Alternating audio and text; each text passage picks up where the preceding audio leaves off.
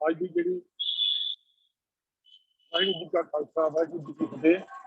ਅੱਜ ਦੀ ਜਿਹੜੀ ਕਲਾਸ ਹੈ उसके बड़े वीर Ajit Singh ji chairman Sikh missionary college वो आप जी गुरमत विचारा सिख फिलोसफी की जी विचार लड़ीवार कर रहे हैं वो करेंगे। अज का विषय उन्होंने है अकाल पुरख। आओ चरण जी आओ अपने अजीत सिंह जी पासों अज के गुरमत विचार सुनने के लिए जी। वाहिगुरू जी का खालसा वाहिगुरू जी की फतेह। वाहिगुरु साहब जीओ। एक ओंकार सतनाम करता पुरख निर्भव निर्वैर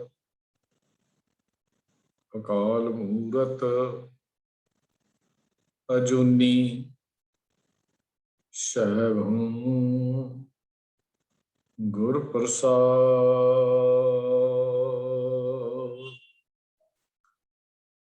सम्मानयोग गुरु सवारियो, आप सारिਆਂ ਨੂੰ ਅੱਜ ਦੀ ਗੁਰਮਤਿ ਕਲਾਸ ਵਿੱਚ ਜੀ ਆਇਆਂ। ਵਾਹਿਗੁਰੂ ਜੀ ਦੀ ਅਪਾਰ ਕਿਰਪਾ ਨਾਲ ਅਸੀਂ ਗੁਰਮਤਿ ਵਿਚਾਰਾਂ ਦੀ ਸਾਂਝ ਰੋਜ਼ ਇਸ ਕਲਾਸ ਰਾਹੀਂ ਆਪ ਜੀ ਨਾਲ ਕਰਦੇ ਹਾਂ। ਪਿਛਲੇ ਹਫਤੇ ਜੋ ਅਸੀਂ ਇੱਕ ਵਿਸ਼ਾ ਸ਼ੁਰੂ ਕੀਤਾ ਸੀ ਉਹ ਅਕਾਲ ਪੁਰਖ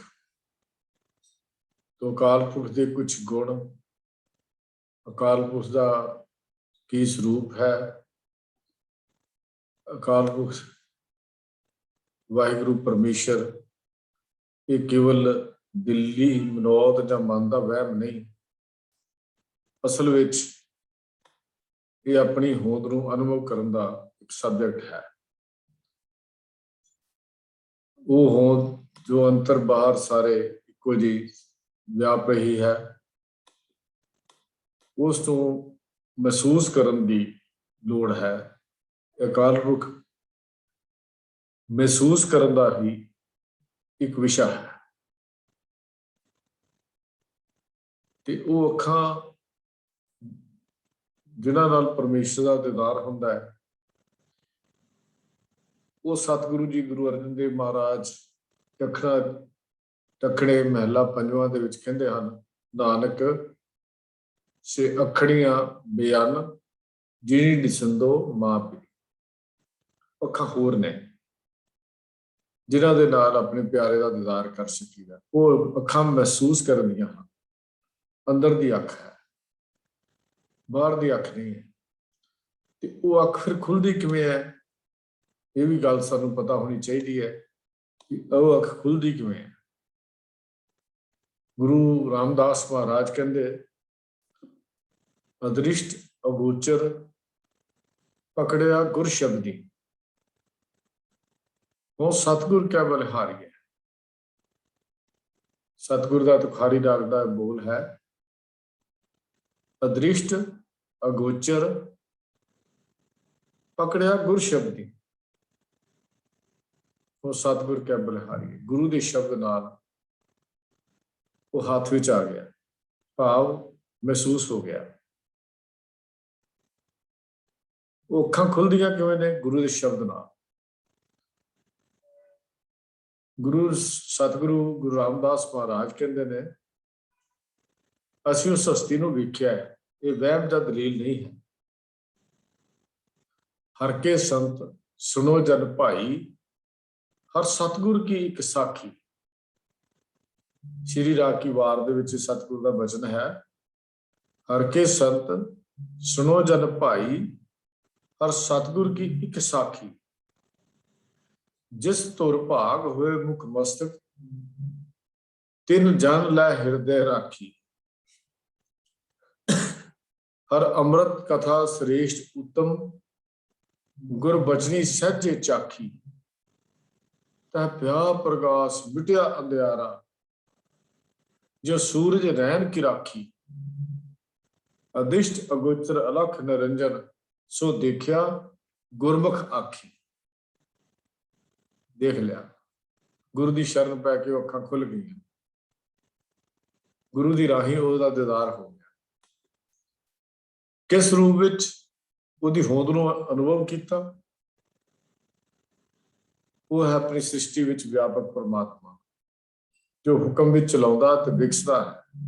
ਉਹਦੇ ਚ ਅਨੁਭਵ ਕੀਤਾ, ਜਿਹਨੂੰ ਅਸੀਂ ਸੋ ਅੰਤਰ ਸੋ ਬਾਹਰ ਅਨੰਤ, ਘਟ ਘਟ ਵਿਆਪ ਰਿਹਾ ਭਗਵੰਤ, ਤਰਨ ਮਹਿ ਆਕਾਸ਼ ਪਿਆਲ, ਸਰਵ ਲੋਕ ਪੂਰਨ ਪ੍ਰਤਪਾਲ, ਬਾਨ ਤਿਨ ਪਰਬਤ ਹੈ ਪਾਰ ਬ੍ਰਹਮ, ਜੈਸੀ ਆਗਿਆ ਤੈਸਾ ਕਰਮ ਕੰਨਿਆ, ਪੌਣ ਪਾਣੀ ਬੇਸੰਤਰ ਮਾਹਿ, ਚਾਰ ਕੁੰਟ ਤੈ ਦਿਸੇ ਸਮਾਹਿ, ਤਿਸ ਤੇ ਭਿੰਨ ਨਹੀਂ ਕੋ ਠਾਉ, ਗੁਰ ਪ੍ਰਸਾਦ ਨਾਨਕ ਸੁਖ ਪਾਉ।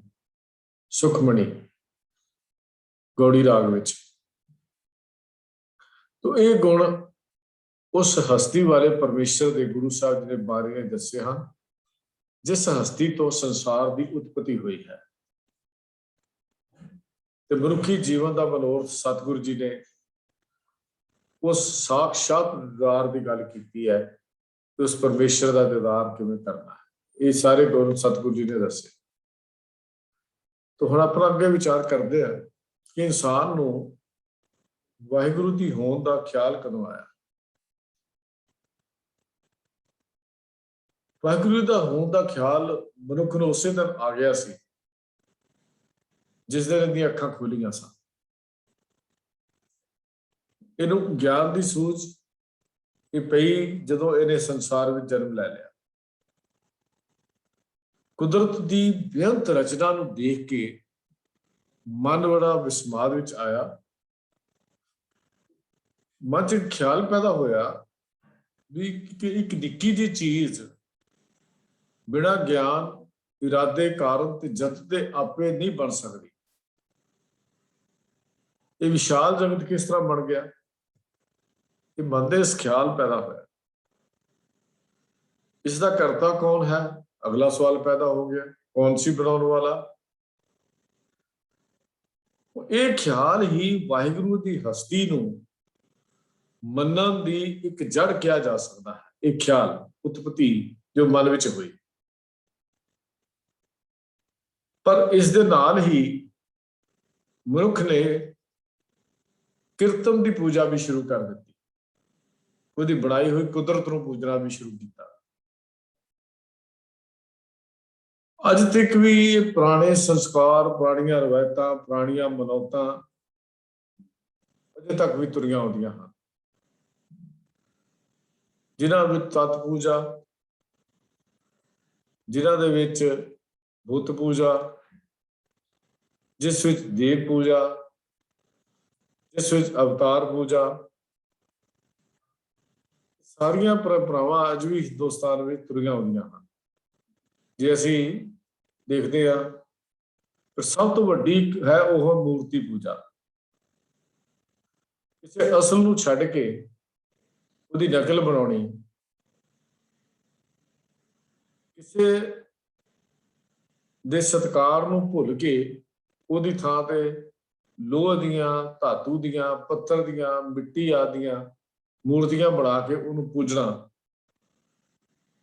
ਇਹ ਕਾਰਨ ਦੀ ਥਾਂ ਤੇ ਕਾਰਜ ਦੀ ਪੂਜਾ ਹੈ। ਕਰਤੇ ਦੀ ਥਾਂ ਤੇ ਕੁਦਰਤ ਦੀ ਪੂਜਾ ਹੈ।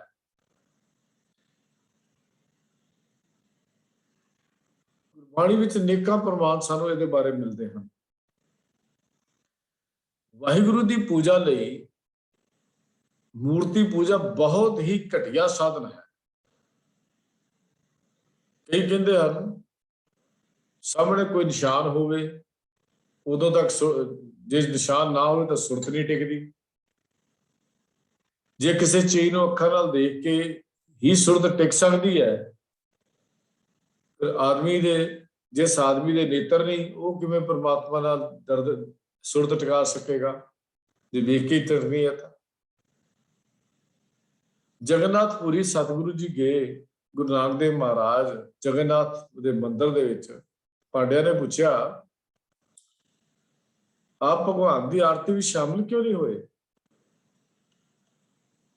ਗੁਰੂ ਜੀ ਨੇ ਉੱਤਰ ਦਿੱਤਾ ਵੀ ਤੁਸੀਂ ਭਗਵਾਨ ਨੂੰ ਇੱਕ ਮੂਰਤੀ ਵਿੱਚ ਮੰਨ ਕੇ आरती उतार रहे हो। ਅਸੀਂ ਉਸ ਭਗਵਾਨ ਦੀ ਆਰਤੀ ਕਰ ਰਹੇ ਹਾਂ ਜੋ ਸਾਰੇ ਸੰਸਾਰ, ਸਾਰੀ ਦੁਨੀਆ, ਹਰ ਥਾਂ ਜਰੇ ਜਰੇ ਵਿੱਚ ਵਿਆਪਕ ਹੈ। ਸਤਿਗੁਰੂ ਜੀ ਨੇ ਗੁਰਬਾਣੀ ਵਿੱਚ ਅਨੇਕਾਂ ਥਾਂ ਦੇ ਉੱਤੇ ਇਸ ਮੂਰਤੀ ਪੂਜਾ ਦੀ ਬੁਰਾਈ ਕੀਤੀ। ਮੁੱਖ ਦੀ ਗੱਲ ਆਪਾਂ ਕਰੀਏ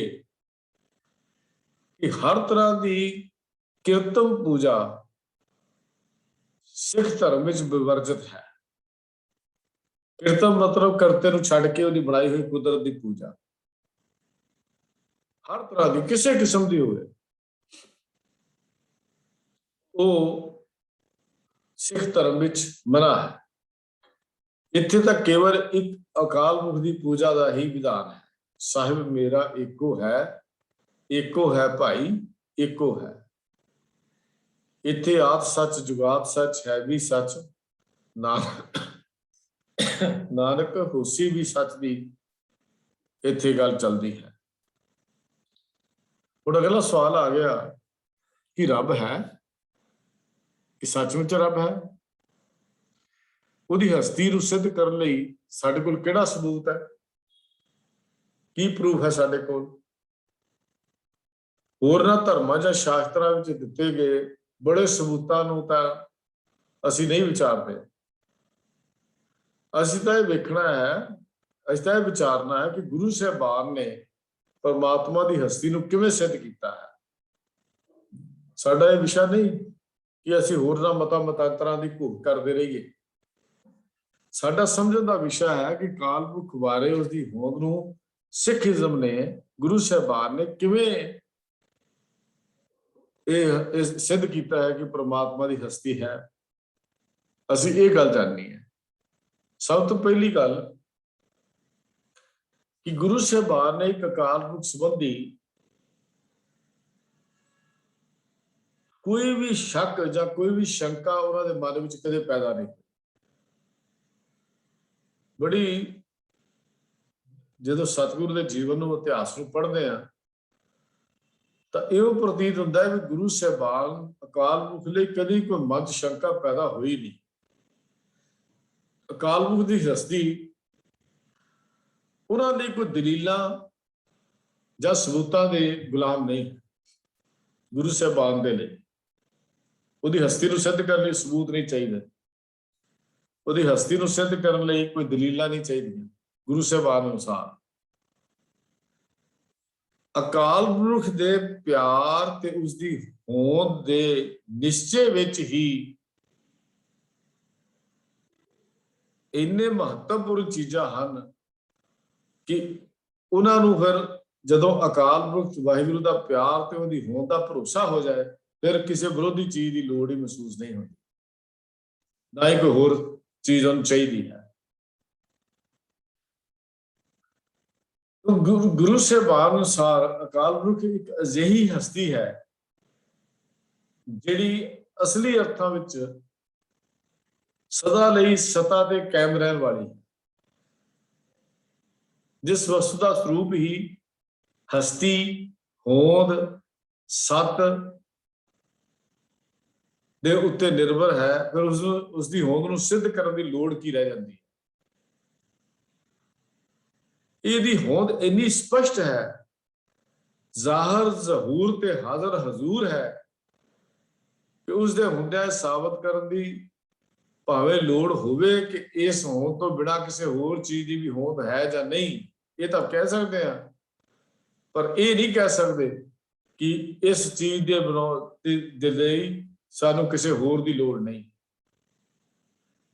ਕਰਤਾਰ ਦੀ ਹੋਂਦ ਇੰਨੀ ਜ਼ਰੂਰੀ ਹੈ। ਇਸ ਵਾਹਿਗੁਰੂ ਦੀ ਪਰਮ ਹੋਂਦ ਨੂੰ ਕਿਸੇ ਹੱਦ ਬੰਨੇ ਵਿੱਚ ਬੰਨ੍ਹ ਦੇਣਾ ਜਾਂ ਕੁਝ ਦਲੀਲਾਂ ਨਾਲ ਸਿੱਧ ਕਰਨ ਦਾ ਸਿੱਖ ਧਰਮ ਦਾ ਕੋਈ ਸਿਧਾਂਤ ਨਹੀਂ। ਪ੍ਰਤੱਖ ਨੂੰ ਪ੍ਰਮਾਣ ਦੀ ਲੋੜ ਨਹੀਂ ਹੁੰਦੀ। ਰੱਬ ਪ੍ਰਤੱਖ ਹੈ, ਜ਼ਾਰਾ ਜ਼ਹੂਰ ਹੈ, ਹਾਜ਼ਰਾ ਹਜ਼ੂਰ ਹੈ। ਇਸ ਲਈ ਰੱਬ ਦੀ ਹੋਂਦ ਨੂੰ ਅਸੀਂ ਐਵੇਂ ਤਰਕਬਾਜ਼ੀ ਜਾਂ ਦਲੀਲਾਂ ਦੇ ਨਾਲ ਗੱਲ ਕਰੀਏ, ਉਹ ਸ਼ੋਭਾ ਨਹੀਂ ਦਿੰਦਾ। ਗੁਰੂ ਨਾਨਕ ਪਾਤਸ਼ਾਹ ਜੀ ਜਦੋਂ ਰੱਬ ਦੀ ਹੋਂਦ ਦੀ ਗੱਲ ਕਰਦੇ ਨੇ ਤਾਂ ਕਹਿੰਦੇ ਨੇ, ਮੈਂ ਤਾਂ ਜਿੱਧਰ ਵੀ ਵੇਖਦਾ ਹਾਂ ਜਿੱਧਰ ਵੀ ਤੱਕਦਾ ਹਾਂ ਇਹ ਵਾਹਿਗੁਰੂ ਮੈਨੂੰ ਤਾਂ ਤੂੰ ਹੀ ਨਜ਼ਰ ਆਉਂਦਾ ਹੈ। ਜਹ ਜਹ ਦੇਖਾ ਤਹ ਤਹ ਸੋਈ, ਜਿੱਥੇ ਤੈਨੂੰ ਵੇਖਦਾ ਤੂੰ ਹੀ ਨਜ਼ਰ ਆਉਂਦਾ ਹੈ। ਐਸੀ ਪ੍ਰਤੱਖ ਤੇ ਪ੍ਰਗਟ ਹਸਤੀ ਲਈ ਪ੍ਰਮਾਣਾਂ ਤੇ ਸਬੂਤਾਂ ਦੀ ਕੋਈ ਲੋੜ ਨਹੀਂ। ਸਿੱਖੀਜ਼ਮ ਇਹ ਗੱਲ ਕਹਿੰਦਾ ਹੈ।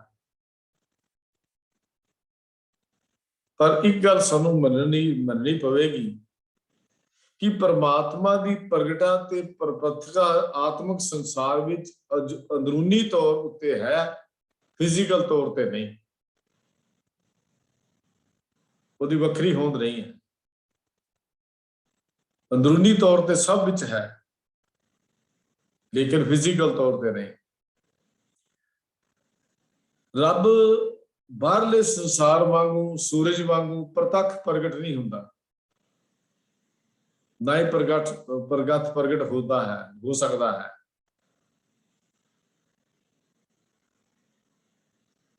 ਤੇ ਨਾ ਹੀ ਪਰਮਾਤਮਾ ਕਿਸੇ ਸ਼ਬਦਾਂ ਦੇ ਅੰਦਰ ਬੰਨਿਆ ਜਾ ਸਕਦਾ ਹੈ। ਦੇਖੋ, ਸਰੀਰਕ ਅੱਖਾਂ ਨਾਲ ਅਸੀਂ ਸੂਰਜ ਨੂੰ ਵੇਖਦੇ ਹਾਂ। ਆਮ ਤੌਰ ਤੇ ਲੋਕੀ ਕਹਿੰਦੇ ਰੱਬ ਕਿਉਂ ਨਹੀਂ ਦਿਸਦਾ? ਰੱਬ ਵੀ ਉਹਨਾਂ ਅੱਖਾਂ ਨਾਲ ਦਿਸਣਾ ਚਾਹੀਦਾ ਹੈ। ਜਿਵੇਂ ਸੂਰਜ, ਜਿਹੜੇ ਆਤਮਿਕ ਗਿਆਨੀ ਹਨ ਉਹ ਕਹਿੰਦੇ ਨੇ ਜਿਵੇਂ ਸੂਰਜ ਉੱਲੂ ਨੂੰ ਨਹੀਂ ਦਿਸਦਾ, ਮਾਨਸਿਕ ਦ੍ਰਿਸ਼ਟੀ ਨਾ ਰੱਖਣ ਵਾਲਿਆਂ ਨੂੰ ਪਰਮਾਤਮਾ ਨਹੀਂ ਦਿਸਦਾ, ਜਿਨ੍ਹਾਂ ਦੀ ਮਾਨਸਿਕ ਦ੍ਰਿਸ਼ਟੀ ਹੈ ਉਹ ਪਰਮਾਤਮਾ ਨੂੰ ਹਰ ਜ਼ਰੇ ਜ਼ਰੇ ਵਿੱਚ ਵੇਖਦੇ ਹਨ। ਅਕਾਲ ਪੁਰਖ ਉਹਨਾਂ ਦੀ ਹਰ ਜ਼ਰੇ ਜ਼ਰੇ ਵਿੱਚ ਵਸਿਆ ਹੋਇਆ ਹੈ। ਉਹਨਾਂ ਨੂੰ ਹੋਂਦ ਸਾਬਤ ਕਰਨ ਦੇ ਲਈ ਕੋਈ ਦਲੀਲਾਂ ਦਾ ਆਸਰਾ ਨਹੀਂ ਲੈਣਾ ਪੈਂਦਾ। ਫਿਰ ਬੇਨਤੀ ਕਰਦੇ ਹਾਂ, ਰੱਬ ਦੀ ਹੋਂਦ ਇੱਕ ਰੂਹਾਨੀ ਤਜਰਬਾ ਹੈ। ਇਹ ਆਤਮਾ ਦਾ ਗਿਆਨ ਹੈ। ਇਹ ਇੱਕ ਅਲੌਕਿਕ ਅਹਿਸਾਸ ਹੈ ਜਿਹੜਾ ਅੰਦਰ ਮਸਤੀ ਪੈਦਾ ਕਰਦਾ ਹੈ। ਇਹ ਨਾ ਤਾਂ ਗੱਲਾਂ ਨਾਲ ਦੱਸਿਆ ਜਾ ਸਕਦਾ ਹੈ ਤੇ ਨਾ ਹੀ ਕਿਸੇ ਸ਼ਬਦਾਂ ਵਿੱਚ ਇਹਨੂੰ ਬਿਆਨ ਕੀਤਾ ਜਾ ਸਕਦਾ ਹੈ। ਬਾਹਰਮੁਖੀ ਰੁਚੀ ਵਾਲੇ ਬੰਦੇ ਨੂੰ ਅੰਦਰੂਨੀ ਸਚਾਈਆਂ ਸੰਬੰਧੀ ਕੋਈ ਜਾਣਕਾਰੀ ਨਹੀਂ ਹੈ, ਜਿਹਦਾ ਝੁਕਾਈ ਬਾਹਰਮੁਖੀ ਹੈ। ਜਦੋਂ ਝੁਕਾਅ ਅੰਤਰਮੁਖੀ ਹੋਏਗਾ, ਅੰਦਰੂਨੀ ਸਚਾਈਆਂ ਬਾਰੇ ਗਿਆਨ ਵੀ ਉਹਨੂੰ ਹੋਣਾ ਸ਼ੁਰੂ ਹੋ ਜਾਏਗਾ। ਫਿਰ ਨਜ਼ਰ ਆਏਗਾ ਪਰਮਾਤਮਾ ਕਿੱਥੇ ਹੈ, ਕਿਵੇਂ ਹੈ, ਗੱਲ ਉਹਦੀ ਸਮਝ ਵਿੱਚ ਆ ਜਾਏਗੀ। ਤੋ ਇੱਕ ਦਲੀਲਾਂ ਦੇ ਆਸਰੇ ਤੇ ਰੱਬ ਦੀ ਹੋਂਦ ਨੂੰ ਸਿੱਧ ਕਰਨਾ ਗੁਰਮਤਿ ਦਾ ਅਸੂਲ ਨਹੀਂ ਹੈ, ਕਿਉਂਕਿ ਉਹ ਜ਼ਰੇ ਜ਼ਰੇ ਵਿੱਚ ਮੌਜੂਦ ਹੈ ਤੇ ਹਰ ਜ਼ਰਾ ਉਹਦੇ ਹੁਕਮ ਨਾਲ ਚੱਲਦਾ ਹੈ। ਇਸ ਵਾਸਤੇ ਹਰ ਥਾਂ ਤੇ ਉਹਦੀ ਹੋਂਦ ਪ੍ਰਤੱਖ ਤੌਰ ਤੇ ਸਾਡੇ ਪਾਸ ਮੌਜੂਦ ਹੈ। ਚਲੋ ਹੋਰ ਥੋੜੇ ਨੂੰ ਅੱਗੇ ਵਧੀਏ। ਰੱਬ ਦੀ ਹੋਂਦ ਲਈ ਮਹਿਸੂਸ ਕਰਨ ਲਈ ਸਭ ਤੋਂ ਪਹਿਲਾਂ ਸਾਨੂੰ ਆਪਣੀ ਨਿੱਜੀ ਹੋਂਦ ਨੂੰ ਦੇਖਣਾ ਪਏਗਾ। ਸਾਡੀ ਆਤਮਾ ਦੀ ਹੋਂਦ, ਸਾਡੇ ਮਾਨਸਿਕ ਜੀਵਨ ਦੀ ਹੋਂਦ। ਇਸ ਗੱਲ ਤੋਂ ਕੋਈ ਵੱਡੇ ਤੋਂ ਵੱਡਾ ਨਾਸਤਿਕ ਵੀ ਇਨਕਾਰ ਨਹੀਂ ਕਰ ਸਕਦਾ ਕਿ ਹਰ ਇੱਕ ਆਦਮੀ ਸੋਚਦਾ ਹੈ ਤੇ ਸੋਚਣਾ ਉਹਦੀ ਹੋਂਦ ਦਾ ਸਬੂਤ ਹੈ। ਜਿਹੜਾ ਰੱਬ ਨੂੰ ਨਹੀਂ ਮੰਨਦਾ ਉਹ ਵੀ ਇਹ ਗੱਲ ਇਨਕਾਰ ਨਹੀਂ ਕਰ ਸਕਦਾ। ਇਸ ਹੋਂਦ ਤੋਂ ਇੱਕ ਵੱਡੀ ਸੋਚ ਤੇ ਇੱਕ ਵੱਡੀ ਹੋਂਦ ਦਾ ਰਾਹ ਖੁੱਲਦਾ ਹੈ, ਜਿਹੜੀ ਇਹ ਸੋਚਦਾ ਹੈ। ਤਾਂ ਸਾਰੀ ਵਿਚਾਰ ਦਾ ਜਿਹੜਾ ਮੂਲ ਹੈ, ਜੋ ਤੱਤ ਹੈ, ਉਹ ਹੈ ਸਾਡੇ ਆਪਣਾ ਆਪ, ਸੈਲਫ, ਆਪਣੀ ਹੋਂਦ ਨੂੰ ਦੇਖਣਾ। ਸਾਡੇ ਆਪਣੇ ਆਪ ਦੀ ਹੋਂਦ ਸਭ ਤੋਂ ਪਹਿਲੀ ਤੇ ਮੁੱਢਲੀ ਸਚਾਈ ਹੈ, ਅਕਾਲ ਪੁਰਖ ਦੀ ਹੋਂਦ ਦੀ। ਇਸ ਨਿੱਕੇ ਜੇ ਸਰੀਰ ਨੂੰ ਜਦੋਂ ਅਸੀਂ ਦੇਖਦੇ ਹਾਂ, ਕਿੰਨਾ ਕਿਹਦੇ ਅੰਦਰ ਹੈ ਮੈਂ ਤੇ ਇਹਦਾ ਅੰਦਾਜ਼ਾ ਨਹੀਂ ਲਾ ਸਕਦਾ। ਪਰ ਡਾਕਟਰ ਜਿਹੜੇ ਇਹਨੂੰ ਅੰਦਰੋਂ ਵੇਖਦੇ ਹਨ ਉਹ ਵੀ ਹੈਰਾਨ ਹਨ ਕਰਕੇ ਕੀ ਉਸ ਮਾਲਕ ਦੀ ਬਣਾਈ ਹੋਈ ਇਹ ਇੱਕ ਰਚਨਾ ਹੈ। ਮਨੁੱਖੀ ਆਤਮਾ ਤੇ ਪ੍ਰਮਾਤਮਾ ਵਿੱਚ कोई जाति भेद नहीं है। हाँ, एक रुतबे का भेद जरूर है, क्योंकि वह बड़ा है, असी छोटे हैं। वो मूल है, असी उहदा सौम्य हाँ। वो सागर है, असी एक बूंद हाँ। एक रुतबे का भेद तो है। गुरु साहब जी इस गल ते एक दलील दिंदे हैं कि परमात्मा नूं आपे तो बिना होर साधना ते वस्तुआं दे राही तां जान सकते हाँ, जो साडे विच आपे दा ही पूर्ण स्वरूप महान स्वरूप ना हुंदा। इसलिए साडे आपे ने ही अपने महान स्वरूप नूं जानना है, तो फिर आपे तो बिना किसी होर सबूतां दी कोई लोड़ बाकी नहीं बन जाती, क्योंकि तुल क्यों तोलिया जाए, दूजा होए तो सोझी पाए, इसते दूजा नाही कोए, तिसदी कीमत किकू होए। गुरु अमरदास महाराज बिलावर राग किवें हो सकदी उहदी कीमत, कौन पा सकदा बोल।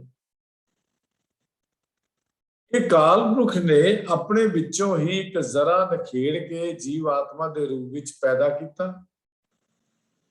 अकाल पुरख ने अपने आप नूं पसारिया, इस संसार ते जीव आत्मा बन गई। एक छोटा जिहा जरा, एक छोटी जी चिंगारी बस एक ऐसी है जिहड़ी संसार की रचना का अगे कारण बन जाती है। जिहड़ी सृष्टि असीं वेखदे हां, ये किवें होंद विच आई कि आद तो इस तरह ही सी, जां इहदी रचन वाला भी कोई है। एक होर सवाल खड़ा हो जाता, जिंदी विचार असीं सिद्ध गोष्ठ बाणी विच भी कीती सी। तो ये सवाल जिहड़ा है मनुख की छोटी सोच विचों पैदा होता है। मनुख की कमजोर सोच है, कमजोर कड़ी है। ये सृष्टि का साजनहार ना कोई होर होया है, ना कोई होर हो सकेगा, ते ना कोई अज है। वो एक ही हस्ती है, उसका नाम अकाल पुरख है, ईश्वर है, परमात्मा है।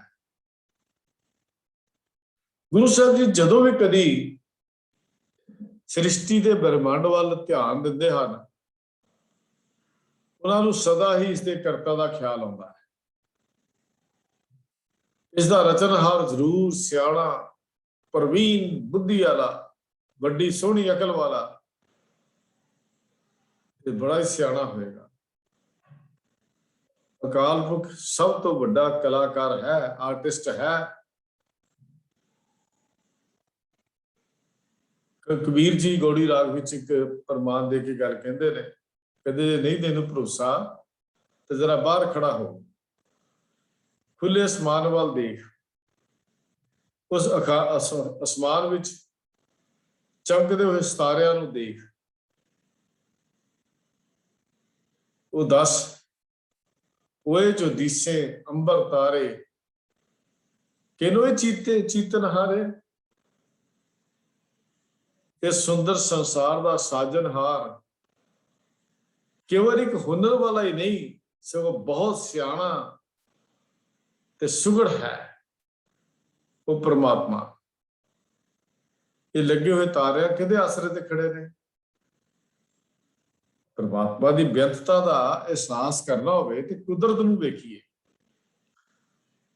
कुदरत विच खड़े होके कादर दे दर्शन करके देखिए, उस कुदरत विचों कादर नूं वेखीए, फिर पता लगता है उसकी बेअंतता की है। बच्चे का हाल वेखिए, जिन्ना चिर दंद नहीं हुंदे, वो मां की छाती नूं कुदरती परमात्मा शक्ति दुध ना भर जाती है। तो बच्चा जिहड़ा दुध पी के अपनी भुख की निवृत्ति कर लेंदा है, दुध सुकदा तो दंद आ जाते हैं। जो रोटी आ गई फिर रोटी वाली खुराक शुरू हो जाती है। गल की असी गल पढ़ते हैं, सैल पत्थर मैं जंत पाए तां घर आगे कर धरिया, ਇਸ ਤੋਂ ਵੱਧ ਸੁੰਦਰ ਹੋਰ ਦਲੀਲ ਕੀ ਹੋ ਸਕਦੀ ਹੈ। ਕਰੋੜਾਂ ਸੂਰਜ, ਕਰੋੜਾਂ ਚੰਦਰਮਾ, ਪਤਾ ਨਹੀਂ ਕਿੰਨੇ ਸਿਤਾਰੇ, ਕਿੰਨੀਆਂ ਚੀਜ਼ਾਂ ਇੱਥੇ ਬੱਝੀਆਂ ਹੋਈਆਂ ਨੇ। ਕਦੀ ਇਹ ਗੱਲ ਦੇਖੀ, ਕਦੀ ਇਹ ਗੱਲ ਸੋਚੀ, ਕਦੀ ਅਸੀਂ ਇਸ ਵਿਚਾਰ ਵਿੱਚ ਪਏ। ਅਸੀਂ ਇਸ ਵਿਚਾਰ ਵਿੱਚ ਹੀ ਨਹੀਂ ਪੈਂਦੇ। ਕਦੀ ਇਸ ਵਿਚਾਰ ਨੂੰ ਦੇਖੀਏ ਤਾਂ ਸਾਨੂੰ ਇਹ ਗੱਲ ਸਾਰੀ ਸਮਝ ਆ ਜਾਏਗੀ। ਪਰਮਾਤਮਾ ਦੇ ਸਰੂਪ ਵੱਲ ਦੇਖੀਏ, ਸਾਡੀ ਸਾਰੀ ਗੱਲ ਸਮਝ ਆ ਜਾਏਗੀ। ਅਸਲ ਵਿੱਚ ਸਾਡੀਆਂ ਆਪਣੀਆਂ ਦਲੀਲਾਂ ਜਿਹੜੀਆਂ ਹਨ ਉਹ ਅਸੀਂ ਜ਼ਿਆਦਾ ਦਿੰਦੇ ਹਾਂ ਤੇ ਗੁਰੂ ਦੀ ਬਾਣੀ ਨੂੰ ਸਮਝਣ ਦਾ ਕਦੀ ਯਤਨ ਨਹੀਂ ਕਰਦੇ।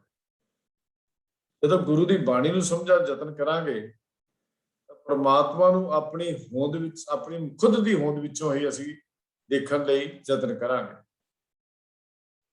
ਹੁਣ ਦੇਖੋ, ਮੈਂ ਬੇਨਤੀ ਕਰ ਰਿਹਾ ਸੀ ਵੀ ਪ੍ਰਮਾਤਮਾ ਦੀ ਖੇਡ ਕਿਹੋ ਜਿਹੀ ਹੈ। ਕਰੋੜਾਂ ਸੂਰਜ, ਕਰੋੜਾਂ ਚੰਦਰਮਾ, ਸਿਤਾਰੇ ਬਿਨਾਂ ਕਿਸੇ ਦੇ ਬੱਝੇ ਹੋਏ ਕਿਵੇਂ ਤੁਰੇ ਫਿਰਦੇ ਹਨ, ਕਿਵੇਂ ਘੁੰਮ ਰਹੇ ਹਨ। ਇਹਨਾਂ ਲਈ ਵੀ ਕੋਈ ਸ਼ਕਤੀ ਹੈ, ਕੋਈ ਗ੍ਰੈਵਿਟੀ ਹੈ, ਖਿੱਚ ਹੈ। ਬਣਾਉਣ ਵਾਲਾ ਕੌਣ ਹੈ? ਮਨੁੱਖ ਦੀ ਤਾਂ ਬੁੱਧੀ ਵੀ ਉੱਥੇ ਤੱਕ ਨਹੀਂ ਪਹੁੰਚ ਸਕਦੀ, ਮਨੁੱਖ ਦੀ ਸੋਚ ਵੀ ਉੱਥੇ ਤੱਕ ਨਹੀਂ ਪਹੁੰਚ ਸਕਦੀ। ਇਹਨਾਂ ਵਿੱਚ ਖਿੱਚ ਜੀ ਜਿਸ ਤਰ੍ਹਾਂ ਦੇ ਰੋਕ ਟੋਕ ਦੇ ਬਿਨਾਂ ਘੁੰਮਦੇ ਫਿਰਦੇ ਨੇ, ਤੁਰੇ ਫਿਰਦੇ ਹਨ, ਕੀ ਕਿਸੇ ਮਨੁੱਖ ਦੀ ਅਕਲ ਦੀ ਕਾਢ ਹੈ? ਕਿਸੇ ਸਾਇੰਟਿਸਟ ਨੇ ਪੈਦਾ ਕੀਤਾ ਇਹਨਾਂ ਨੂੰ ਘੁੰਮਣਾ?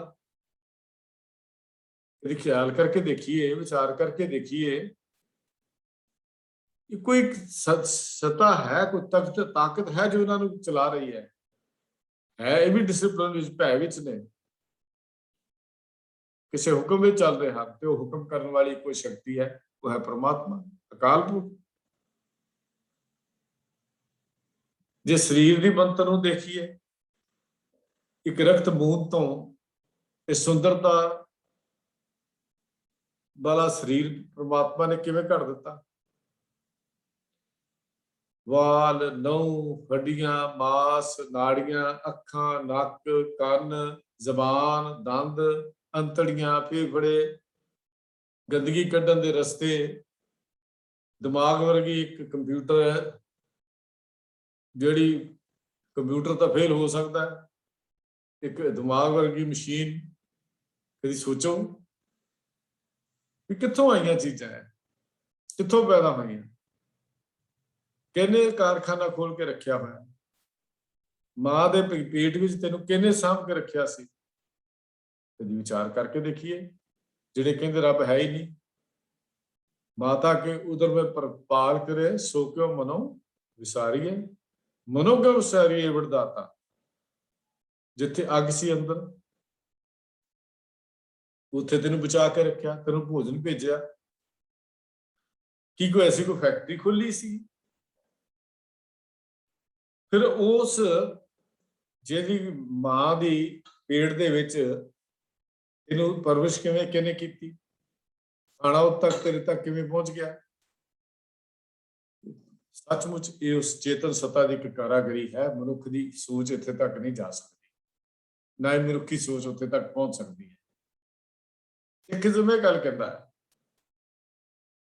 ਜਿਸ ਪਾਲਣ ਲਈ ਜੰਮਣ ਵਾਲੀ ਮਾਂ ਦੇ ਵਿੱਚ ਲਹੂ ਦੀ ਥਾਂ ਤੇ ਦੁੱਧ ਪੈਦਾ ਕਰ ਦਿੱਤਾ, ਜਿਸ ਨੇ ਸਾਡੇ ਖਾਧੇ ਹੋਏ ਅੰਨ ਵਿੱਚੋਂ ਮੈਲਾ, ਗੰਦਗੀ, ਥੁੱਕ, ਕੰਨਾਂ ਦੀ ਮੈਲ, ਪਸੀਨਾ, ਸਾਰੀਆਂ ਚੀਜ਼ਾਂ ਕਿਹਨੇ ਕੱਢੀਆਂ? ਕੌਣ ਬਣਾਉਂਦਾ? ਕਿਹਦੀ ਸੀ? ਕਿਹੜੀ ਕਾਰਖਾਨਾ, ਕਿਹੜੀ ਫੈਕਟਰੀ, ਕਿਹੜੇ ਡਾਕਟਰ ਨੇ ਬਣਾਈ? ਇੱਕੋ ਇੱਕ ਹੈ ਜਿਹਦਾ ਨਾਮ ਅਸੀਂ ਅਕਾਲ ਪੁਰਖ ਆਖਦੇ। ਫਿਰ ਸਭ ਕੁਝ ਉਹਦੀ ਮਰਜ਼ੀ ਨਾਲ ਹੁੰਦਾ ਹੈ। ਹਰ ਪਤਲੀ ਜਿਹੜੀ ਕੋਈ ਵਸਤੂ ਹੈ, ਥੱਲੇ ਵੱਲ ਨੂੰ ਉਹਦਾ ਵਹਿ ਜਿਹੜਾ ਨਿਮਾਨ ਵੱਲ ਨੂੰ ਹੁੰਦਾ ਹੈ। ਪਰ ਬੰਦਿਆ ਆਪਣੇ ਸਰੀਰ ਨੂੰ ਦੇਖ, ਇੱਥੇ ਤੇਰਾ ਵਹਿ ਥੱਲੇ ਉੱਪਰ ਨੂੰ ਚੱਲਦਾ ਹੈ। ਤੇਰਾ ਲਹੂ ਪਤਲਾ ਹੈ, ਸਿਰ ਤੋਂ ਪੈਰਾਂ ਤੇ ਪੈਰਾਂ ਤੋਂ ਸਿਰ ਤੱਕ ਬਿਨਾਂ ਡੂਬ ਦੇ ਕਿਵੇਂ ਤੁਰਿਆ ਜਾਂਦਾ? ਦੇਖੋ ਹੈ ਤਾਂ ਬੜੀ ਗੁਰਬਾਣੀ ਦੇ ਵਿੱਚ ਸਾਰੀਆਂ ਉਦਾਹਰਨਾਂ ਮਿਲਦੀਆਂ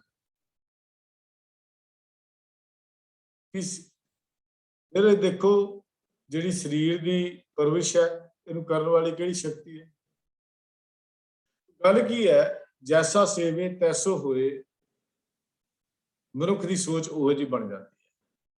ਹੁਣ ਅਗਲਾ ਸਵਾਲ ਆ ਗਿਆ, ਜੇ ਸ਼ਕਤੀ ਹੈ ਤਾਂ ਫਿਰ ਦਿਸਦੀ ਕਿਉਂ ਨਹੀਂ? ਨਜ਼ਰ ਆਣੀ ਚਾਹੀਦੀ ਹੈ। ਵੇਖਣ, ਸੁਣਨਾ, ਚੱਖਣਾ, ਸੁੰਘਣਾ, ਬੋਲਣਾ, ਸਵਾਦ ਲੈਣਾ, ਗਰਮ ਸਰਦ ਮਹਿਸੂਸ ਕਰਨਾ, ਪੜ੍ਹਨਾ, ਹਿੱਲਣਾ, ਸਭ ਕੁਝ ਉਹਦੇ ਆਸਰੇ ਤੇ ਹੈ। ਉਹਦਾ ਆਸਰਾ ਮੁੱਕਦਿਆਂ ਹੀ ਸਰੀਰ ਮਿੱਟੀ ਹੋ ਜਾਂਦਾ, ਸਭ ਕੁਝ ਕਰਨ ਤੋਂ ਵੀ ਮਨੁੱਖ ਅਸਮਰਥ ਹੋ ਜਾਂਦਾ। ਸਰੀਰ ਦੇ ਸਭ ਇੰਦਰੀ ਮੌਜੂਦ ਹੁੰਦਿਆਂ ਹੋਇਆ ਵੀ ਕੁਝ ਨਹੀਂ ਕਰ ਸਕਦੇ, ਸਗੋਂ ਉਹਦੀ ਸ਼ਕਤੀ ਤੋਂ ਬਿਨਾਂ ਇਹ ਸਰੀਰ ਵੀ ਦੁਰਗੰਧ ਛੱਡਦਾ ਹੈ। ਗੱਲ ਕੀ ਹੈ, ਇੱਕ ਸ਼ਾਇਰ ਨੇ ਬੜਾ ਖੂਬਸੂਰਤ ਲਿਖਿਆ, ਅੱਖਾਂ ਵਿੱਚ ਨਜ਼ਰ ਹੈ, ਨਜ਼ਰ ਪਰ ਲੱਭਦੀ ਨਹੀਂ, ਆਤਮਾ ਇੱਕ ਜੋਤ ਹੈ ਪਰ ਉਹ ਲੱਭਦੀ ਨਹੀਂ। ਜਿਵੇਂ ਅੱਖਾਂ ਵਿੱਚ ਨਜ਼ਰ ਹੈ ਪਰ ਨਜ਼ਰ ਨਹੀਂ ਆਉਂਦੀ, ਦਿਸਦੀ ਨਹੀਂ, ਲੱਭਦੀ ਨਹੀਂ। ਆਤਮਾ ਇੱਕ ਜੋਤ ਹੈ, ਉਹ ਵੀ ਅਸੀਂ ਇਹਨਾਂ ਅੱਖਾਂ ਦੇ ਨਾਲ ਦੇਖਣ ਦਾ ਕਦੀ ਯਤਨ ਹੀ ਨਹੀਂ ਕੀਤਾ। ਸੂਖਸ਼ਮ ਚੀਜ਼ਾਂ ਬਾਹਰ ਦੀ ਅੱਖਾਂ ਨੂੰ ਨਹੀਂ ਦਿਸਦੀਆਂ। ਨਜ਼ਰ ਤਾਂ ਦੂਰ ਰਹੀ, ਸਾਨੂੰ ਆਪਣੀ ਅੱਖ ਵੀ ਬਿਨਾਂ ਸ਼ੀਸ਼ੇ ਦੀ ਮਦਦ ਨਾਲ ਨਹੀਂ ਦਿਸਦੀ। ਅਸੀਂ ਆਪਣੀ ਅੱਖ ਵੇਖਣੀ ਹੋਵੇ ਤਾਂ ਉਹ ਵੀ ਅਸੀਂ ਸ਼ੀਸ਼ੇ ਦੀ ਮਦਦ ਲੈਂਦੇ ਹਾਂ। ਆਪਣੀ ਅੱਖ ਤਾਂ ਅਸੀਂ ਆਪ ਨਹੀਂ ਦੇਖ ਸਕਦੇ, ਹੋਰ ਚੀਜ਼ ਤਾਂ ਅਸੀਂ ਕੀ ਦੇਖਣੀ ਹੈ। ਜਿਵੇਂ ਸਾਡੀ ਨਜ਼ਰ ਰੂਪ, ਰੰਗ, ਚਿਹਨ, ਚੱਕਰ ਤੋਂ ਨਿਆਰੀ ਹੈ, ਪਰ ਇਸ ਤਰ੍ਹਾਂ ਰੂਪ, ਰੰਗ, ਚਿਹਨ, ਚੱਕਰ ਤੋਂ ਨਿਆਰਾ ਪ੍ਰਮਾਤਮਾ ਵੀ ਨਹੀਂ ਦਿਸਦਾ, ਪਰ ਹੈ ਜ਼ਰੂਰ। ਸਾਨੂੰ ਇਹਨਾਂ ਅੱਖਾਂ ਨਾਲ, ਜਿਨ੍ਹਾਂ ਨੂੰ ਬਗੈਰ ਚਾਨਣ ਸੂਰਜ ਦੇ ਕੁਝ ਨਹੀਂ ਦਿਸਦਾ ਤੇ ਨਾ ਹੀ ਸੂਰਜ ਨੂੰ ਇਹ ਵੇਖ ਸਕਦੀਆਂ ਹਨ, ਉਹ ਸੂਰਜਾਂ ਦਾ ਸੂਰਜ ਕਿਵੇਂ ਦਿਸੇ ਜੇ ਅਸੀਂ ਇੱਕ ਸੂਰਜ ਨੂੰ ਨਹੀਂ ਦੇਖ ਸਕਦੇ? ਪਹਿਲਾਂ ਗੁਰੂ ਦੀ ਸ਼ਰਨ ਪੈਣਾ ਪੈਂਦਾ, ਉਹ ਗਿਆਨ ਦਾ ਸੁਰਮਾ ਪਾ ਕੇ ਸਾਡੇ ਗਿਆਨ ਦੇ ਨੇਤਰ ਖੋਲਦਾ ਹੈ, ਗਿਆਨ ਦਾ ਸੁਰਮਾ ਪਾਉਂਦਾ ਹੈ।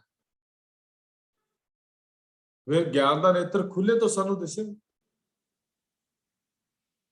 ਉਹਨਾਂ ਗਿਆਨ ਨੇਤਰਾਂ ਅੱਗੇ ਅਸੀਂ ਮੈਂ, ਮੇਰੀ ਤੇ ਅਗਿਆਨਤਾ, ਹਉਮੈ, ਈਰਖਾ, ਦਵੈਕ, ਮੋਟੇ ਮੋਟੇ ਪਰਦੇ ਤਾਰ ਕੇ ਰੱਖੇ ਹੋਇਆ। ਦਰਸ਼ਨ ਹੋਣ ਤਾਂ ਕਿਵੇਂ ਹੋਣ, ਫਿਰ ਦੇਖੇ ਤਾਂ ਕਿਵੇਂ ਦਿਸੇ? ਪਰਦੇ ਤਾਂ ਅਸੀਂ ਆਪਣੇ ਬੰਨ ਲਏ। ਲੱਕੜੀ ਵਿੱਚ ਅੱਗ ਹੈ ਪਰ ਦਿਸਦੀ ਨਹੀਂ, ਨਾ ਅੱਗ ਦੀ ਰੋਸ਼ਨੀ ਨਜ਼ਰ ਆਉਂਦਾ। ਲੱਕੜ ਦੀ ਸੋਟੀ ਬਣਾਈ ਜਾਣਾ, ਹੱਥਾਂ 'ਚ ਹਰ ਬੰਦਾ ਫੜੀ ਕਰਦਾ ਕਿ ਉਹਦੇ ਵਿੱਚ ਅਗਨੀ ਹੈ ਕਿ ਨਹੀਂ। ਫੁੱਲਾਂ ਵਿੱਚ ਸੁਗੰਧੀ ਹੈ ਪਰ ਕਦੀ ਦਿਸਦੀ ਹੈ। ਦੁੱਧ ਵਿੱਚ ਘਿਓ ਹੈ ਪਰ ਸੰਜਮ ਤੋਂ ਬਿਨਾਂ, ਕਿਸੇ ਤਰੀਕੇ ਤੋਂ ਬਿਨਾਂ ਉਹ ਹੱਥ 'ਚ ਨਹੀਂ ਆਉਂਦਾ। ਸਤਿਗੁਰੂ ਜੀ ਸੋਠਨਾਗ ਵਿੱਚ ਗੱਲ ਕਹਿੰਦੇ, ਸਗਲ ਬਨਸਪਤ ਮੈਂ ਬਸੰਤਰ, ਸਗਲ ਦੂਧ ਮੈਂ ਘੀਆ, ਊਚ ਨੀਚ ਮੈਂ ਜੋਸਮਾਨੀ, ਘਟ ਕਰ ਮਧ ਉਜੀ। ਹੁਣ ਇਹ ਸਾਰਾ ਕੁਛ ਹੈ ਬਿਨਾਂ ਕਿਸੇ ਡਿਸਿਪਲਿਨ ਦੇ, ਬਿਨਾਂ ਕਿਸੇ ਨਿਯਮ ਦੇ, ਬਿਨਾਂ ਕਿਸੇ ਢੰਗ ਦੇ ਇਹ ਵਸਤਾਂ 'ਚ ਇਹ ਨਜ਼ਰ ਨਹੀਂ ਆਉਂਦੀਆਂ, ਪਰ ਹੈਗੀਆਂ ਤਾਂ ਹਨ, ਪਰ ਇਹ ਕਿਸੇ ਸੰਜਮ ਤੋਂ ਤੁਰਦੀਆਂ ਹਨ। ਜਿਉ ਬਸੰਤਰ ਕਾਸ਼ਟ ਮਜ਼ਾਰ, ਨਿਰ ਸੰਜਮ ਨਹੀਂ ਕਾਰਜ ਸਾਰ। ਪਰ ਅਸੀਂ ਪਰਮਾਤਮਾ ਦੇ ਦਰਸ਼ਨ ਲਈ ਅੱਜ ਤੱਕ ਤਾਂ ਕੋਈ ਆਹਰ ਕੀਤਾ ਹੀ ਨਹੀਂ, ਸੰਜਮ ਕੀਤਾ ਹੀ ਨਹੀਂ, ਉਹ ਸਾਨੂੰ ਦਿਸੇ ਕਿਵੇਂ? ਅਸੀਂ ਕਹਿੰਦੇ ਦਿਸਦਾ ਕਿਉਂ ਨਹੀਂ? ਸੰਜਮ ਕਰੀਏ ਤਾਂ ਦਿਸੇ। ਪਾਣੀ ਦੀ ਖੋਜ ਉਹ ਕਰੇਗਾ, ਤਲਾਸ਼ ਉਹ ਕਰੇਗਾ ਜਿਹਨੂੰ ਤ੍ਰੇਹ ਤੇ ਪਿਆਸ ਲੱਗੀ ਹੋਵੇ। जिनको लगी प्यास अमृत से ही खाएं। रब्बी दीदार करन दी इच्छा भी ਉਹਦੇ ਅੰਦਰ ਹੋਏਗੀ ਜਿਹਦੇ ਅੰਦਰ ਪਿਆਸ ਲੱਗੀ ਹੋਈ ਹੋਵੇ। ਕਾਹਦੀ? ਪਿਰੀ ਦੇ ਮਿਲਣ ਦੀ। अंतर पिरी प्यार अंतर प्यास उठी प्रभ केरी, सुनकर वचन मन तीर लगैया। मन की बिरथा मन ही जाने, और के जाने को पीर परैया। राम गुरमोहन मोह मन लैया, वो आकल बिकल भई गुर देखे, वो लोड पोट हो गई।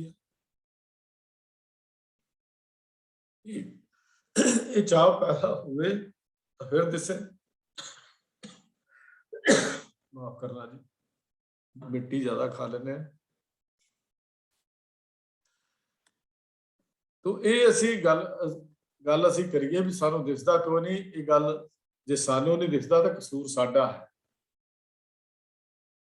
तो मैं बेनती करा, ये गल स्पष्ट गुरबाणी कहती है, बांतिन पर्वत है पार ब्रह्म, वो है, ओदी होंद है। जदों संजम विच गुरु दसे मार्ग ते चल के इस रस्ते ते तुरांगे तो फिर नजर आना शुरू हो जाएगा।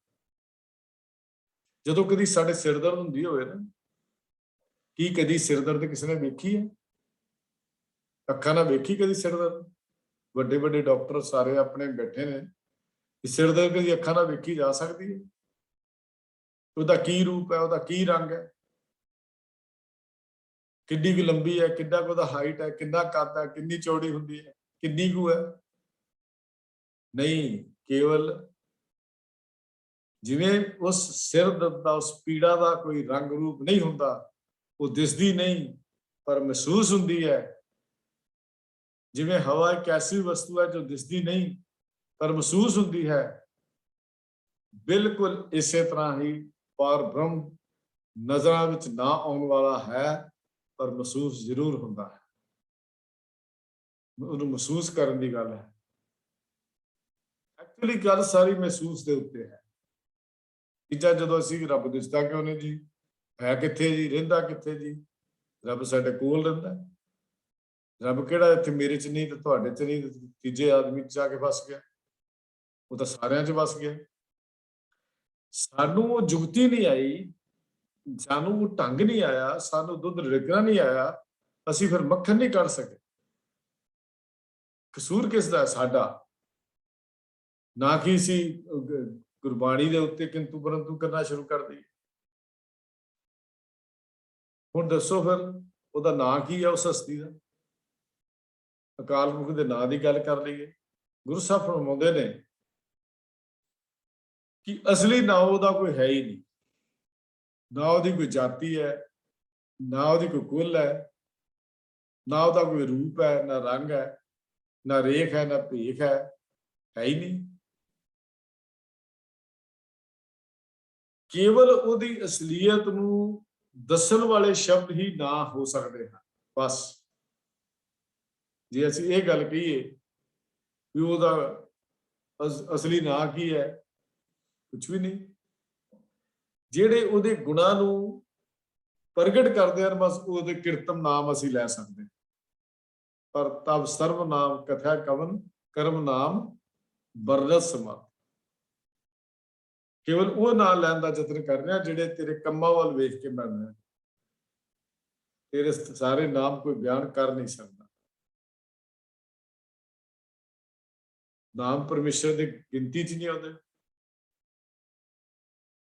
परमात्मा की होंद नूं जताउण वाला केवल एक लफ्ज है, वो है सतनाम।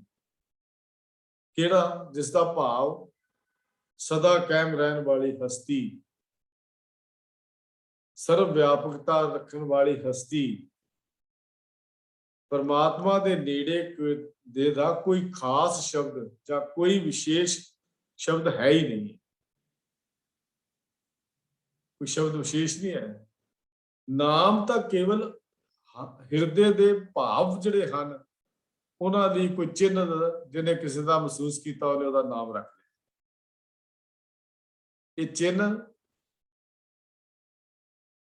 ਤਾਂ ਸਾਨੂੰ ਬਾਹਰ ਦੇ ਨਜ਼ਰ ਆਉਂਦੇ ਨੇ, ਪਰ ਜੋ ਅੰਦਰਲੀ ਸ਼ਕਤੀ ਹੈ ਉਹ ਅਸੀਂ ਨਹੀਂ ਦੇਖ ਸਕਦੇ।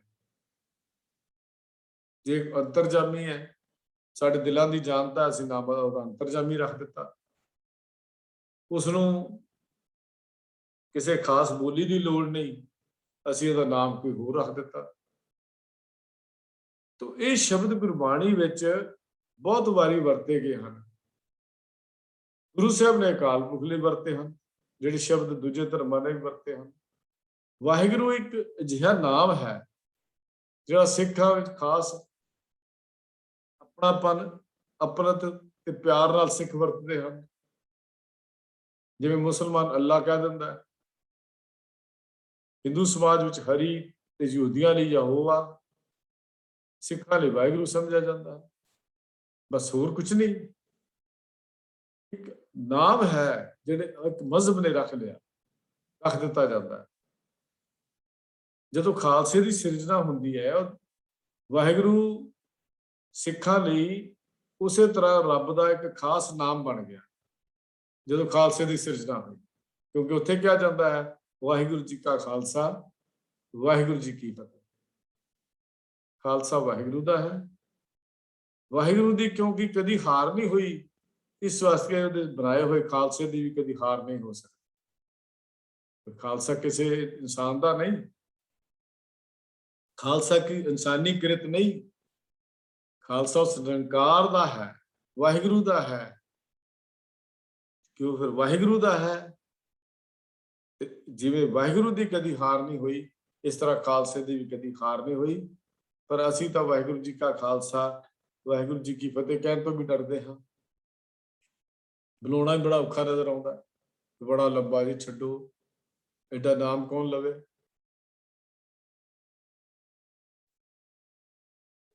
ਤੋ ਇਹ ਗੱਲ ਬੜੀ ਸਪਸ਼ਟ ਜੀ ਹੋ ਗਈ ਕਿ ਸਿੱਖਾਂ ਨੂੰ ਜੋ ਨਾਮ ਆਇਆ ਉਹ ਸਤਨਾਮ ਹੈ, ਵਾਹਿਗੁਰੂ ਹੈ। ਇੱਕ ਖਾਸ ਨਾਮ ਜਿਹੜੇ ਹਨ ਉਹ ਅਸੀਂ ਰੱਖ ਲਏ, ਲੇਕਿਨ ਇਹਨਾਂ ਅੱਖਰਾਂ ਵਿੱਚ, ਇਹਨਾਂ ਨਾਵਾਂ ਦੇ ਵਿੱਚ ਉਹਨੂੰ ਬੰਨ੍ਹ ਕੇ ਬਿਠਾ ਨਹੀਂ ਸਕਦੇ ਅਸੀਂ। ਇਸ ਦਾ ਮਤਲਬ ਕੀ ਹੈ ਕਿ ਗੁਰਸਿੱਖ ਅਕਾਲ ਪੁਰਖ ਦੀ ਹੋਂਦ ਨੂੰ, ਉਸਦੀ ਸਤਾ ਨੂੰ, ਉਸਦੀ ਸਤਨਾਮਤਾ ਨੂੰ ਪਹਾੜਾਂ, ਸਮੁੰਦਰਾਂ, ਆਕਾਸ਼ਾਂ ਤੋਂ ਲੈ ਕੇ ਰੇਤ ਦੇ ਕਿਣਕਿਆਂ ਤੇ ਨਿੱਕੇ ਜਿਹੇ ਪਰਮਾਣੂਆਂ ਵਿੱਚ ਵੀ ਮਹਿਸੂਸ ਕਰਦਾ ਹੈ। ਇਹਦਾ ਮਤਲਬ ਇਹ ਹੈ, ਮਹਿਸੂਸ ਕਰਨਾ ਹੈ ਵੀ ਬੜਾ ਜ਼ਰੂਰੀ। ਜੇ ਅਸੀਂ ਮਹਿਸੂਸ ਹੀ ਨਹੀਂ ਕਰਦੇ, ਫਿਰ ਉਹਦੀ ਹੋਂਦ ਵੀ ਸਵੀਕਾਰ ਨਹੀਂ ਕਰ ਸਕਦੇ।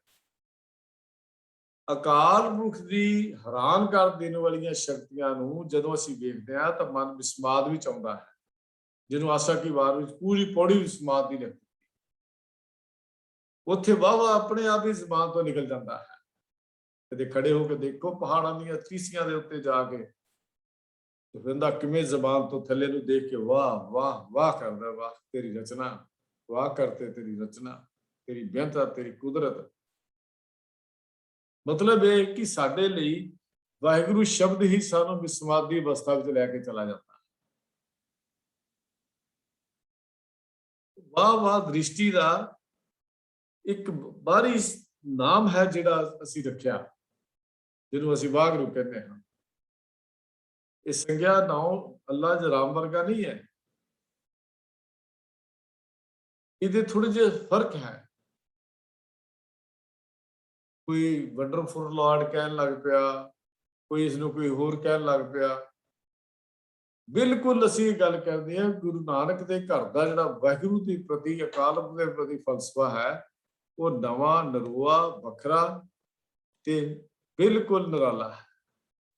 ਅਸੀਂ ਇਹ ਗੱਲ ਕਹਿ ਸਕਦੇ ਹਾਂ, 2 ਲੈਕਚਰਾਂ ਦੇ ਵਿੱਚ ਜਿਹੜੀ ਅਸੀਂ ਗੱਲਬਾਤ ਸਾਂਝੀ ਕੀਤੀ ਹੈ, ਅਸੀਂ ਗੱਲ ਕਹਿ ਸਕਦੇ ਹਾਂ ਕਿ ਪ੍ਰਮਾਤਮਾ ਇੱਕ ਸ਼ਕਤੀ ਹੈ, ਜਿਹਨੂੰ ਦੇਖਣ ਲਈ ਸਾਨੂੰ ਅੰਤਰਮੁਖੀ ਹੋਣਾ ਪਵੇਗਾ।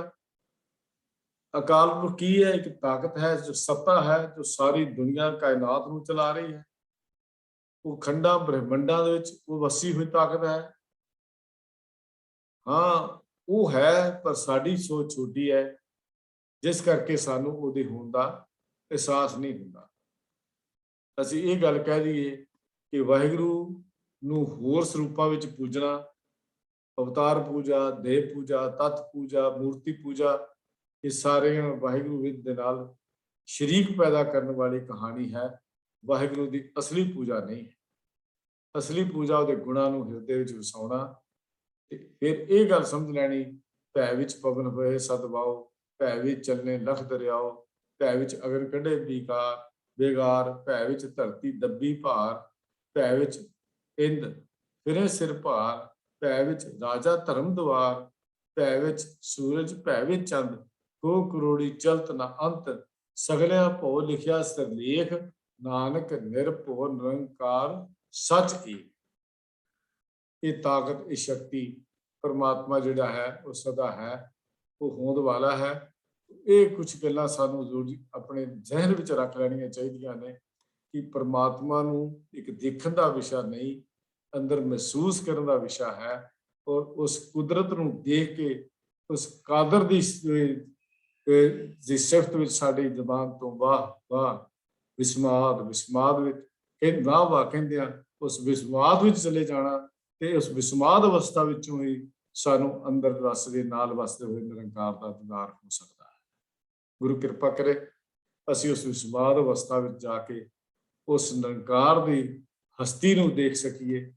ਇਹ ਸਤਿਗੁਰੂ ਅੱਗੇ ਬੇਨਤੀ ਹੈ, ਮਹਾਰਾਜ ਕਿਰਪਾ ਕਰੋ ਸਾਡੇ ਦੇ ਉਸ ਗਿਆਨ ਦੇ ਨੇਤਰ ਜਿਹੜੇ ਹਨ ਉਹ ਖੋਲੋ, ਤਦ ਕਿ ਉਸ ਸਾਡੇ ਗਿਆਨ ਦੇ ਨੇਤਰਾਂ ਨਾਲ ਸਾਡੀ ਛੋਟੀ ਜਿਹੀ ਹਸਤੀ ਤੁਹਾਡੀ ਵੱਡੀ ਹਸਤੀ ਦੇ ਨਾਲ ਇੱਕਮਿਕ ਹੋ ਜਾਏ, ਸਾਡਾ ਲੋਕ ਸੁਖੀ ਪਰਲੋਕ ਸਹਿਲਾ ਹੋ ਜਾਏ। ਇਹਨੇ ਬਚਨ ਪ੍ਰਵਾਨ ਕਰ ਰਹੇ ਜੀ। ਮੀਆਂ ਭੁੱਲਾ ਚੁੱਕਾਂ ਦੀ ਖਿਮਾ, ਪਿਆਰ ਸਤਿ ਦੀ ਸਾਂਝ ਕਰੋ।